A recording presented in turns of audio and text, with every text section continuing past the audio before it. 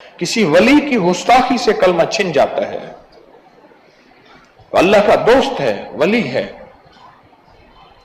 اور اس کی گستاخی، نظروں سے گستاخی، ادبوں سے گستاخی، لفظوں سے گستاخی، بولوں سے گستاخی، سوچوں سے گستاخی، یا عملی طور پہ گستاخی. اس لیے حدیث میں آتا ہے جس نے میرے کسی دوست سے مقابلہ کیا میرا اس کے ساتھ اعلان جنگ ہے. ہاں،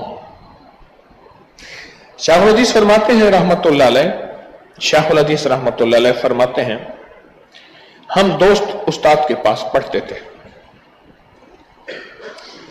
ہم دو طالب علم تھے جو کلاس میں بہت سینئر تھے، پڑھے لکھے تھے، یعنی زیادہ آگے بیٹھنے والے تھے، سبق یاد کرنے والے تھے اور آگے سے آگے بڑھنے والے تھے. اگر ہم میں سے کسی طالب علم کو کوئی ضرورت ہو جاتی، حاجت ہو جاتی، تو استاد اتنی شفقت فرماتے تھے کہ ہماری خاطر سبق روک دیتے تھے. ایک طالب علم تھا جو ہم سے جیلسی اور اس کے ذہن میں تھا کہ بس یہ کیوں ہے ایسا، اور بعضوں کا چی مچی کرتا رہتا تھا، بولتا رہتا تھا.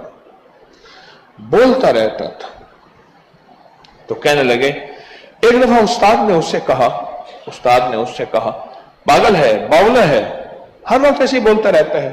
بس وہ کوئی قبولیت کی گھڑی تھی اور ہو گیا.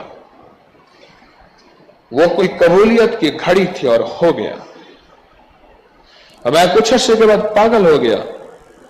کانے کے اوپر کانا، ایسے لکڑی کا کانا نہیں ہوتا، کانے کے اوپر مرا ہوا کوا اٹھا کے گلیوں میں پھرتا تھا، آدھا ننگا، کپڑوں کا ہوش نہیں تھا، پیشاب پخانے کا ہوش نہیں تھا، اور لوگوں کو کہتا تھا لوگوں تمہیں پتہ ہے میں پڑھا لکھا ہوں اور کوا حلال ہے.